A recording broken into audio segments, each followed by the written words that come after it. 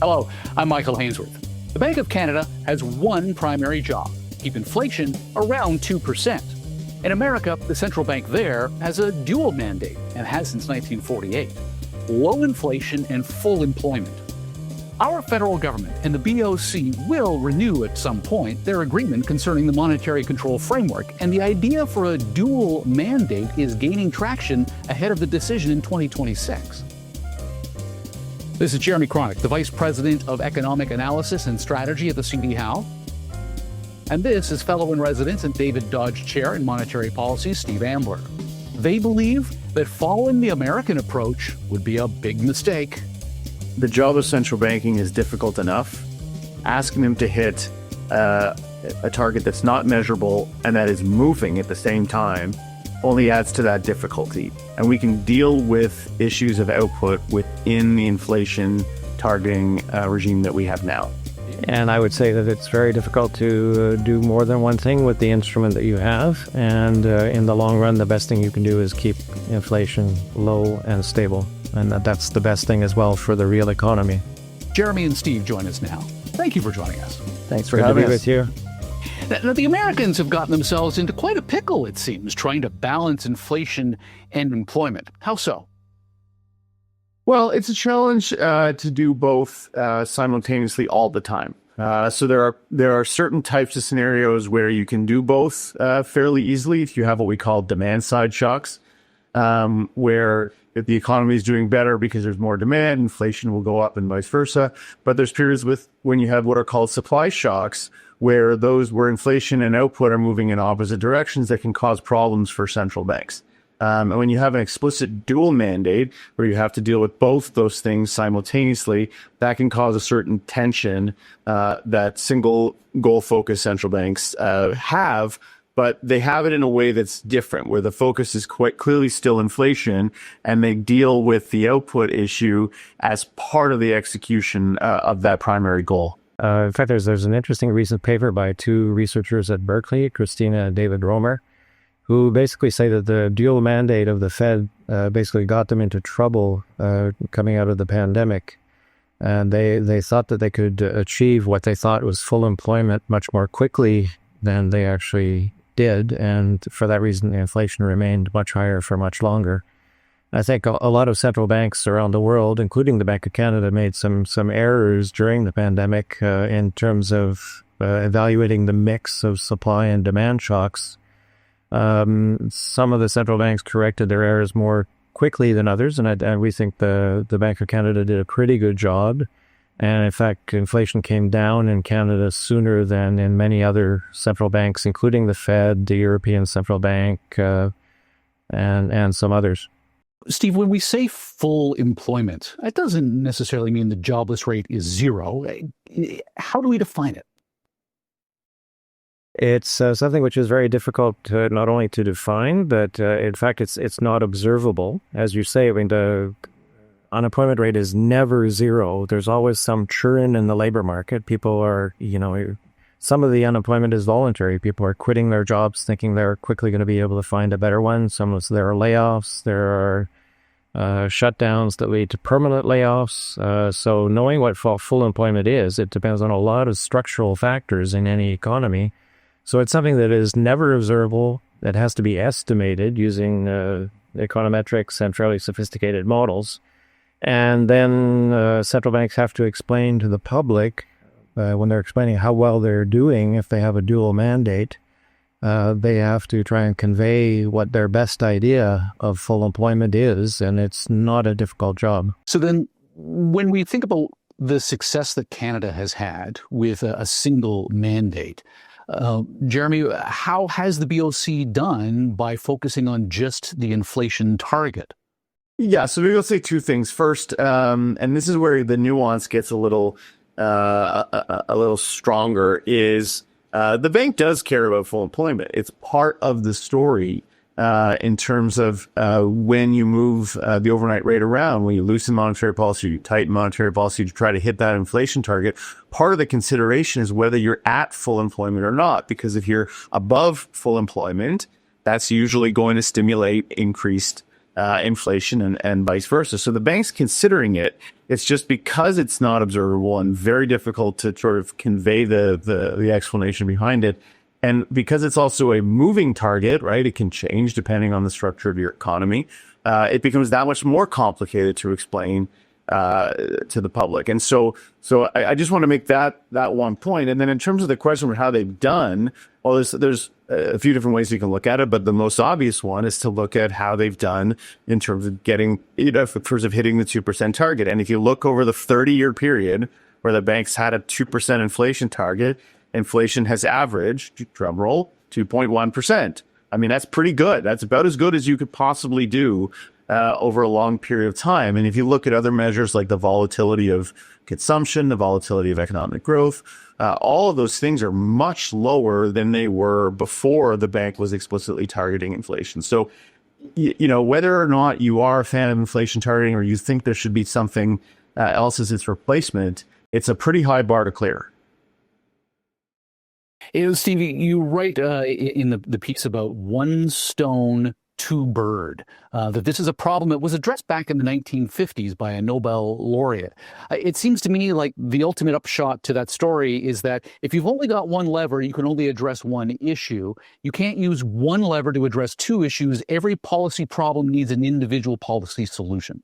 That's right. I think it was in fact, the first ever Nobel prize ever awarded in economics was based on the idea that in order to hit different targets, you need the same number of independent levers, as you call them, or instruments, as you have targets. And the Bank of Canada and other central banks have one primary instrument, which is their short-term nominal interest rate, the overnight target rate in the case of the Bank of Canada. There's some sort of auxiliary instruments they can use, things like quantitative easing, but they're auxiliary, only to be used in special circumstances. They have one main lever, so the best they can do is try and hit one main target consistently. Is there a lever specifically for the unemployment rate that monetary policy can address, or is that fiscal policy at the government level? Certainly not there's pretty much nothing that monetary policy can do to control things like the rate of growth of output and the unemployment rate in the long run, other than to maintain low and stable inflation. There's mountains of evidence that suggests that the best thing you can do to favor lower unemployment and good economic growth in the long run is to keep inflation low and on a steady keel. And I think, Michael, this is an important point, the trade, the sort of the difference between the short run and the long run. So, if the bank lowers its overnight rate and hopefully other interest rates lower as well, that will stimulate more credit demand, and that will hopefully lead to more investment, and the economy will do better, which will obviously have an impact on the unemployment rate. But and that's the sort of the short run, but to systematically try and increase output or unemployment over the long run, it's pretty much the one thing economists agree on, that in the long run, all that will do will stimulate more inflation. So if inflation is high due to a temporary influence, a quick hike to the overnight lending rate can help. But what if the economic issue is more persistent? If you pull the rate lever, you risk derailing growth and accelerating unemployment. Yeah, and so this is this distinction that I mentioned off the top when it comes to demand and supply shocks. So, demand shocks where you get people just demanding more goods and services or less goods and services. Those will have an impact on inflation and output, both in the same direction that you want it to go in. So when if the bank would see that increase in aggregate demand and inflation they think is going to go up, they'll hike the overnight rate and other interest rates will follow, and that will slow things down. That's what we call the divine coincidence. And so that's great in a world of demand side shocks. In a world of supply side shocks, so for example, changes to the oil price or tariffs, right, as we're feeling right now, those unfortunately have the opposite effect on inflation and output. And so you're stuck in a scenario for a central bank where you have higher inflation and you have slower economic growth, right? That's what the argument around tariffs has been. And that really is tricky for a central bank. If they think it's temporary, so a one-off kind of thing, then they would just kind of look through it. Because remember, we're looking at inflation, so you have to see prices continually increasing. And if it's just kind of a one-time increase, then you can kind of look through that if you're the central bank. You don't need to hike interest rates. But if you think it's more permanent, right? Then you risk de-anchoring inflation expectations, and that's what's going to create more and more and more inflation. And a central bank is much more likely in that scenario to hike interest rates to make sure that inflation remains well anchored, but it'll have that negative effect on the economy. And another problem is that quite often there's more than one type of shock going on at the same time. I think COVID is a classic example of this, and I think that's one of the reasons that the Bank of Canada and other central banks as well got themselves into some degree of trouble. I mean, the Bank of Canada attributed the initial hike in prices and inflation to supply chain problems. They thought and communicated that they thought that these problems would be temporary and that inflation would come down very quickly once the supply chain issues were resolved. And they neglected the fact that a lot of the inflation, I think, coming out of COVID was demand driven. There was a huge, we talked about quantitative easing a little earlier. There was a lot of quantitative easing done by the Bank of Canada, which expanded their balance sheet, and it actually wound up expanding not only the balance sheet of the central bank, but what's called broader monetary aggregates. Think, demand deposits, savings deposits, that held by people, by the public. Now, an extraordinary statistic from COVID is that in the second quarter of 2020, the household savings rate, which is usually less than 5%, spiked to over 25%. So people that are, in the laptop community, like Jeremy, myself, and probably you, who are still making an income but having nothing to spend it on, were banking it. And people that had lost their jobs temporarily or permanently and were getting support payments from the federal government did the same thing. So the savings went up. A lot of the savings was basically diverted into bank accounts or other short-term assets, which are counted as part of the monetary supply, the money supply rather. And when things opened up, when you could start, people were able suddenly to start going out to restaurants and to bars, that's kind of what they did. Not only restaurants and bars, but, spending did increase. And so there was a lot of the inflation that we saw starting in 2021 and then in 2022 was demand driven. And personally, I think that the Bank of Canada missed that aspect of what was explaining the upward drive in inflation. Okay, so that's the past. Let's talk about the future and frankly, the present, because Canada and the world, we're undergoing the 4Ds: decarbonization, deglobalization, demographic change, digitalization. If these are structural supply-side shifts and not cyclical monetary policy, monetary policy simply can't help here. So is there a role for the BOC in addressing the evolution of our economy and society on the whole?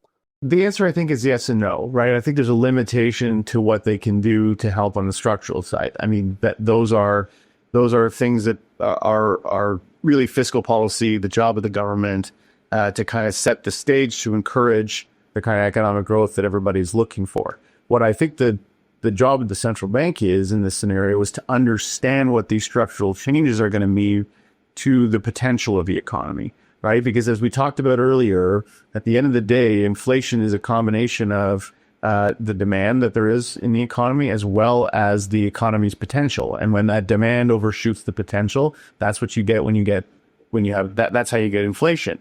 So you need to understand both how the economy is going to evolve from a demand side from all those 4Ds, as well as from a supply side from those 4Ds, to try and figure out, what your output gap is and how that's going to impact inflation. So I think from the central bank's perspective, what they can control within their mandate is how those things all interact and what that will likely mean for inflation behavior. But everything beyond that, how we take advantage of those things, I mean, those are really kind of structural policies, and that's the role of government. Right. And we talked earlier about the fact that the long-run unemployment rate is difficult, or the maximum sustainable unemployment rate is you can't see it. You have to estimate it. Same thing with the long-run supply capacity, the economy. So these permanent structural changes that you just talked about are going to probably make it more difficult for the bank to actually estimate what the current output gap is, and therefore what the pressures on inflation are when it's setting its monetary policy.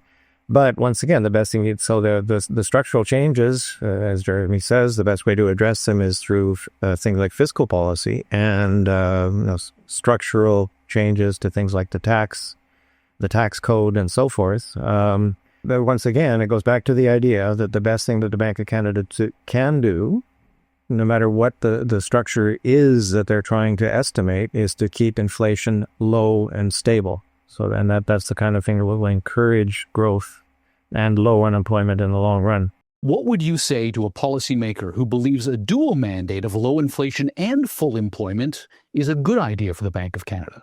The job of central banking is difficult enough.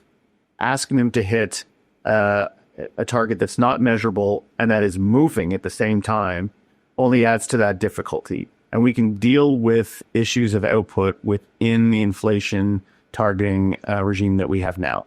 And I would say that it's very difficult to do more than one thing with the instrument that you have. And in the long run, the best thing you can do is keep inflation low and stable. And that's the best thing as well for the real economy. Gentlemen, thank you so much for your time and your insight today. Thanks, Michael. You're most welcome. Thank you very much. Jeremy Kronick is the Vice President of Economic Analysis and Strategy at the CD Howe. Fellow in residence and David Dodge Chair in Monetary Policy is Steve Ambler. I'm Michael Hainsworth. Thank you for joining us. You've been listening to the C.D. Howe Institute podcast with Michael Hainsworth. Subscribe on iTunes, Google Play, and Spotify. The C.D. Howe Institute is an independent, not-for-profit research institute whose mission is to raise living standards by fostering economically sound public policies. The Institute is widely considered to be Canada's most influential think tank and a trusted source of essential policy intelligence, distinguished by nonpartisan, evidence-based research and subject to definitive expert review. Visit cdhow.org and follow us on Twitter and LinkedIn. Thank you.